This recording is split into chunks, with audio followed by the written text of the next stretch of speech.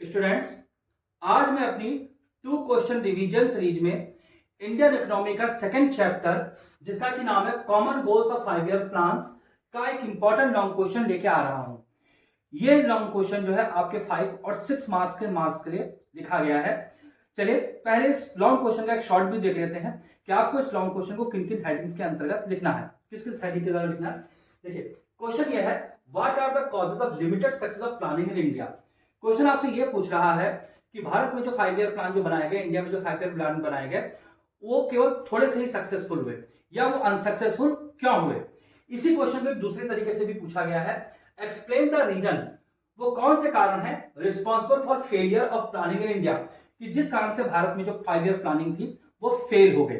अब यहां पे पहले शॉर्ट व्यू में देख लेते हैं कि हमको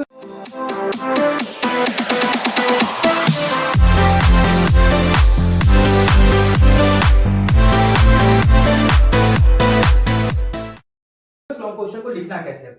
ये कुछ हेडिंग्स हम इस लॉन्ग क्वेश्चन को देखेंगे जिसमें हमारी कुछ मेन हेडिंग रहेगी, जैसे मैंने आपको इस फ्लो चार्ट में समझा रखा है।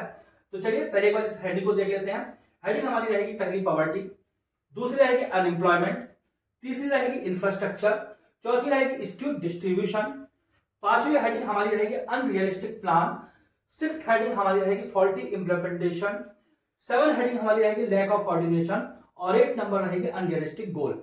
ये हमारी 8 हेडिंग्स में हम इस लॉन्ग क्वेश्चन को एक्सप्लेन करेंगे। तो चलिए अब हम इस लॉन्ग क्वेश्चन को डिटेल में देख लेते हैं। चलिए स्टूडेंट्स, मैंने इस लॉन्ग क्वेश्चन को आपको फ्लो चार्ट में समझाया है। अब जरा डिटेल में देख लेते हैं कि इस क्वेश्चन का आंसर कैसे लिखा जाएगा। चलिए आंसर की ओर एक नजर डालते हैं। कुछ हिंट्स के संग मैंने आंसर आपके लिए लिखा है, चलिए देखते हैं। India adopted the strategy of 5 year plan. India ने 5 ईयर प्लान की स्ट्रेटेजी को अपनाया था फॉर इकोनॉमिक ग्रोथ, कि भारत में क्या हो सके, इंडिया में क्या हो सके, इकोनॉमिक ग्रोथ हो सके। But this planning strategy did not get much success. लेकिन ये जो 5 ईयर प्लान का जो स्ट्रेटेजी थी इंडियन गवर्नमेंट की, वो सफल नहीं हो सकी या ज्यादा सक्सेस उसको प्राप्त नहीं हुई। केवल कुछ एरियाज थे वहीं पे उसको सक्सेस मिली और ज्यादातर ये क्या रही, अनसक्सेसफुल रही। The reason for failure of 5 year plan are as. अब उसके कारण क्या क्या है वो आपको यहां पे दिए गए हैं। सबसे पहला कारण है पॉवर्टी, यानी कि गरीबी। The central theme of planning, यहां पे एक बात ये ध्यान देने की है कि हमारे प्लानिंग की सेंट्रल थीम यही थी, वाज रिमूवल ऑफ पॉवर्टी, कि क्या किया जाएगा, कि गरीबी को हटाया जाएगा, was removal of poverty. But in India, आज भी इन इंडिया 21.9% पॉपुलेशन जो है still lives below the poverty line. अभी भी वो क्या कर रही है, 21.9% जो लोग हैं वो गरीबी रेखा के नीचे जी रहे हैं। These people are not able to get basic need. ये लोग जो है अपनी बेसिक नीड्स भी पूरी नहीं कर सकते हैं। बेसिक नीड कौन सी, जैसे रोटी, कपड़ा और मकान की नीड्स भी इनकी पूरी नहीं होती है। सेकेंड हेडिंग देखते हैं, अनरियलिस्टिक प्लान, यानी कि प्लान जो बनाए गए वो रियलिस्टिक वे में नहीं बनाए गए, वो बहुत ही अनरियलिस्टिक थीम को लेके बनाए गए। जैसे क्या थे, planners have set unrealistic targets. जो प्लान बनाने वाले थे उन्होंने कुछ ऐसे टारगेट सेट किए जो कि अचीव हो ही नहीं सकते थे इंडिया में, तो क्या बनाए गए, अनरियलिस्टिक टारगेट्स बनाए गए। ये पॉइंट याद रखिएगा कि प्लानर्स ने अनरियलिस्टिक टारगेट बनाया। दूसरा है समटाइम्स कॉन्ट्राडिक्टरी पॉलिसीज, कभी कभी क्या थी, विपरीत पॉलिसीज बना दी गई, यानी पॉलिसी ऐसी बना दी गई जो एक दूसरे को काटती थी। कॉन्ट्राडिक्टरी पॉलिसीज बना दी और अडॉप्टेड, उनको अपनाया गया, उनको अडॉप्ट किया गया। इसकी तीसरी हेडिंग है अनएम्प्लॉयमेंट, यानी कि बेरोजगारी। The planning commission tried, planning commission ने कोशिश की थी to create more and more employment opportunity, कि वो और ज्यादा देश में एम्प्लॉयमेंट अपॉर्चुनिटी को क्रिएट कर सके। लेकिन हुआ क्या, but the problem of employment remain unsolved. लेकिन जो अनएम्प्लॉयमेंट की जो प्रॉब्लम है वो अभी भी वैसे की वैसे ही बनी हुई है। अभी भी देश का बहुत बड़ा युवा वर्ग जो है वो क्या है, वो अनएम्प्लॉयड है। हमारी फोर्थ हेडिंग है स्क्विड डिस्ट्रीब्यूशन। स्क्विड डिस्ट्रीब्यूशन कहने का मतलब ये है कि अभी भी क्या है कि देश में क्या है कि जो अनइक्वल डिस्ट्रीब्यूशन है रिसोर्सेस का, जैसे क्या हुआ, there is social and economic inequality. देश में क्या अभी भी सोशल इकोनॉमिक अनइक्वलिटी है in India. These plans are failed to provide equality. ये प्लान जो थे वो किसी भी तरीके से देश में क्या कर सके, सोशल और इकोनॉमिक इक्वलिटी को नहीं प्रोवाइड कर सके। अगला है अनरियलिस्टिक गोल। इन 5 ईयर्स प्लान के द्वारा जो भी गोल सेट किए गए वो बहुत ही अनरियलिस्टिक रहे। कहने का मतलब यह है Indian 5 year plans were failed. Indian 5 year plan fail हो गए because some plans were unrealistic, क्योंकि कुछ प्लान जो थे वो बहुत ही अनरियलिस्टिक थे। There was no backup plan, और उनके लिए ये भी नहीं था कि अगर कोई प्लान फेल हो जाए तो उनके लिए कोई बैकअप प्लान रखा जाए, यानी कि प्लान ए के लिए कोई प्लान बी भी रखा जाए, ऐसा कुछ नहीं सोचा गया और इंडियन 5 ईयर प्लान क्या हो गया, वो फेल हो गए। चलिए अगली हेडिंग देखिए। 6 नंबर हेडिंग है friends, faulty implementation. Faulty implementation कहने का मीन्स ये है कि प्लान को पूरा तो किया गया, लेकिन जिस भी तरीके से प्लान को पूरा किया गया वो गलत तरीकों से उनको पूरा किया गया। Plans are not properly implemented, कि प्लान को जो इंप्लीमेंट किया गया वो प्रॉपरली इंप्लीमेंट नहीं किया गया बिकॉज ऑफ लैक ऑफ, क्योंकि हमारे पास कमी थी, adequate and efficient implementation machinery, क्योंकि हमारे पास वो कुशल, वो एफिशिएंट मशीनरी नहीं थी जो प्लान को सक्सेसफुली इंप्लीमेंट कर सके। अब इसकी हेडिंग नंबर 7 है लैक ऑफ कोऑर्डिनेशन, यानी कि क्या था, कोऑर्डिनेशन की कमी थी सेंट्रल और स्टेट गवर्नमेंट के बीच में। कभी कभी ऐसा होता था कि सेंट्रल में कोई और गवर्नमेंट होती थी और स्टेट में किसी और पार्टी की गवर्नमेंट होती थी, तो वहां पे भी लैक ऑफ कोऑर्डिनेशन होता था, जिस कारण से प्लान जो हो सके वो सक्सेसफुली इंप्लीमेंट नहीं हो सके।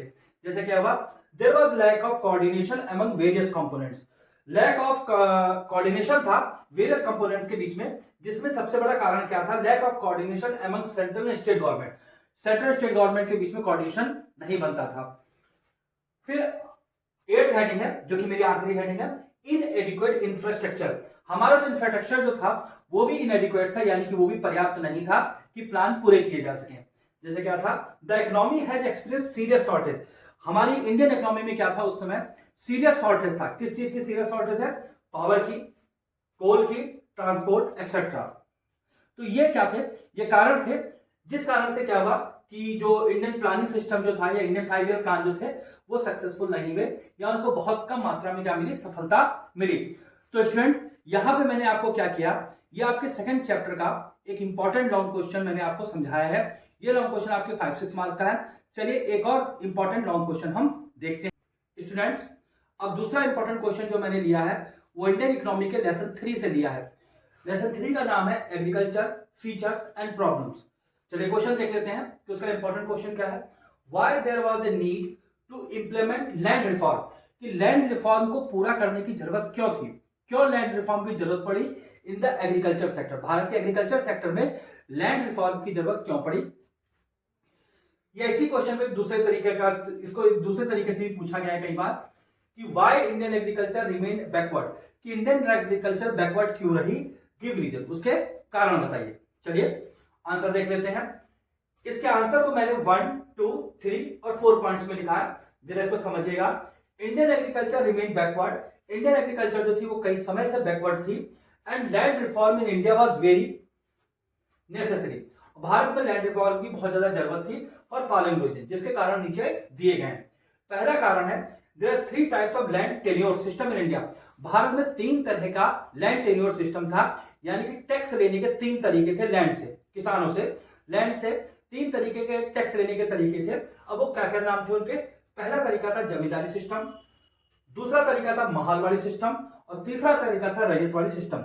ये तीनों तरीके जो थे वो क्या करते थे, भारतीय किसानों से या कह लीजिए जमीन से ये लोग टैक्स लिया जाता था, टैक्स लेने का एक तरीका था, ये उनके नाम है। इन्होंने क्या किया, बहुत ज्यादा किसानों को एक्सप्लॉइट किया, जिस कारण से भी क्या कर रही एग्रीकल्चर जो रही हमारी वो बैकवर्ड रही। तो क्या रहा, this led to the exploitation of tenants, जिससे क्या रहा, टीनेंट्स का क्या रहा या किसानों को क्या रहा, बहुत ज्यादा एक्सप्लॉइटेशन होता रहा। दूसरा कारण क्या है बैकवर्डनेस का, the size of the land holding, जो जमीन थी जिसपे खेती की जाती थी, वो लैंड होल्डिंग जो थी ओन बाय द फार्मर, जो किसानों के पास थी, वाज वेरी स्मॉल, वो बहुत छोटे छोटे हिस्सों में बटी हुई थी, जिस कारण से उनकी प्रोडक्टिविटी भी क्या थी, वो कम रहती थी या मिनिमम रहती थी। अब तीसरा जो कारण है, फार्मर्स लैक्ड मींस, फार्मर के पास साधन नहीं थे, उनके साधन नहीं थे कि खेती कहां से करें, पैसे कहां से लाएं, फाइनेंस नहीं था उनके पास, कि farmers lacked means to undertake mechanised methods of cultivation, कि फार्मर जो थे वो कल्टीवेशन के लिए उनके पास साधन पूरे नहीं होते थे कि कहां से वो खेती के लिए पैसे लाएं, उसको फाइनेंस के लिए पैसे लाएं। चौथा जो कारण है, Indian farmers use conventional and traditional method, ये एक बहुत बड़ा कारण था इंडियन एग्रीकल्चर के बैकवर्ड होने का, कि जो किसान थे वो अभी भी क्या थे, वो कन्वेंशनल और ट्रेडिशनल मेथड ही, वही हल बैल वाले तरीका ही वो अपना रहे थे, मॉडर्न मेथड वो खेती में नहीं अपना रहे थे। तो क्या थे, Indian farmers use conventional and traditional method to cultivate, यानी कल्टीवेट करने के लिए वो ट्रेडिशनल मेथड ही अपना रहे थे। चलिए अब हम कुछ और चीजें देख लेते हैं इसी आंसर से। चलिए स्टूडेंट्स, इसी लॉन्ग क्वेश्चन को आगे देख लेते हैं कि किस तरीके से भारत में लैंड रिफॉर्म्स किया गया, या क्या क्या स्टेप्स लैंड रिफॉर्म के लिए उठाए गए। हमारी हेडिंग है प्रोग्राम्स ऑफ लैंड रिफॉर्म्स, यानी कि भारत में क्या क्या प्रोग्राम लगाए गए लैंड रिफॉर्म्स के। इसमें पहला है एबोलिशन ऑफ जमींदारी सिस्टम, यानी कि इंडियन गवर्नमेंट ने क्या किया, जमींदारी सिस्टम को एबोलिशन कर दिया, यानी कि उसको हटा दिया। दूसरा है ceiling of on land holdings, यानी कि जो लैंड होल्डिंग थी उनको आपस में बांध दिया गया। छोटी छोटी जो जमीन थी, जो किसानों की छोटी छोटी होल्डिंग्स थी, उनको बांध के एक बड़ी होल्डिंग कर दी गई ताकि प्रोडक्टिविटी बढ़ सके। तीसरा है टेनेंसी रिफॉर्म। टेनेंसी में रिफॉर्म किया गया, यानी कि जो टैक्स देने का सिस्टम था उसको रिफॉर्म किया गया। उसके कुछ पॉइंट्स है, उसमें क्या क्या रिफॉर्म किया गया। एग्जेम्पशन फ्रॉम रेंट, यानी किसानों को किराया देने से छूट दे दी गई, एग्जेम्प्ट कर दिया गया। नो एविकेशन फ्रॉम लैंड, अगर कोई किसान टैक्स नहीं दे पाता था तो ऐसा नहीं कि उसको जमीन से निकाल दिया जाएगा, जैसे कि पहले ब्रिटिशर्स के टाइम पे होता था। तीसरा है compensation to the tenants, tenants को कंपनसेशन दिया गया। चौथा है फिक्सेशन ऑफ रेंट, रेंट को फिक्स कर दिया गया कि इतना ही होगा। कोई अपनी मनमर्जी से, कोई जमींदार अपनी मनमर्जी से उसको आगे पीछे नहीं कर सकता है, उसको ज्यादा नहीं कर सकता है। सरकार ने क्या किया, गवर्नमेंट ने क्या किया, रेंट को फिक्स कर दिया। और चौथा नो अटैचमेंट, सरकार ने क्या किया, सरकार ने कोई भी उसमें जबरदस्ती का कोई अटैचमेंट उसमें नहीं डाला। अब यहाँ पे फोर्थ पॉइंट है, जरा हम देखेंगे कोऑपरेटिव फार्मिंग। ये एक इंपॉर्टेंट पॉइंट है कि इंडिया में क्या किया गया, इंडिया में कोऑपरेटिव फार्मिंग को अपनाया गया। कोऑपरेटिव फार्मिंग कहने का मतलब ये है कि कई सारे किसानों ने मिलकर कॉर्पोरेट बनाया और वो मिलकर खेती करना उन्होंने शुरू कर दिया। इससे क्या हुआ, इससे कई सारी प्रोडक्टिविटी बढ़ी इंडियन एग्रीकल्चर में, और कई सारा उसमें इंडिया ने क्या किया, इंडिया एक एक्सपोर्टर भी बन गया अनाज का। पांचवा है consolidation of land holding. Land holdings को क्या किया, मिला के एक कर दिया गया। छोटी छोटी लैंड होल्डिंग्स थी उनको मिला के एक में कर दिया गया, जिससे क्या हो सके, जिससे किसान अच्छी तरीके से खेती कर सके और प्रोडक्टिविटी बढ़ सके। सिक्स और आखिरी जो इसमें लैंड रिफॉर्म हुआ वो है भूदान मूवमेंट। भूदान मूवमेंट जो था ये बहुत इंपॉर्टेंट मूवमेंट था और इसे विनोबा भावे ने चलाया था। ये भी एक कारण था जिससे भारत में क्या हुआ, लैंड रिफॉर्म हुआ। तो स्टूडेंट्स, ये मेरे आज के 2 क्वेश्चन थे जो मैंने आपको दिए। आप इसी तरीके से 2 क्वेश्चन रिवीजन सीरीज से जुड़े रहिए। अब आपको जल्दी बीएसटी और अकाउंटेंसी के भी 2 क्वेश्चन सीरीज लॉन्ग क्वेश्चन के लिए मिल जाएंगे, जो आपके 5 और 6 नंबर के लिए इंपॉर्टेंट होंगे। उम्मीद है आप लोग पढ़ रहे होंगे, अच्छी तरीके से पढ़िए, आप मुझसे जुड़े रहिए, आपको और भी अच्छे अच्छे इंपॉर्टेंट क्वेश्चन मैं देता रहूंगा।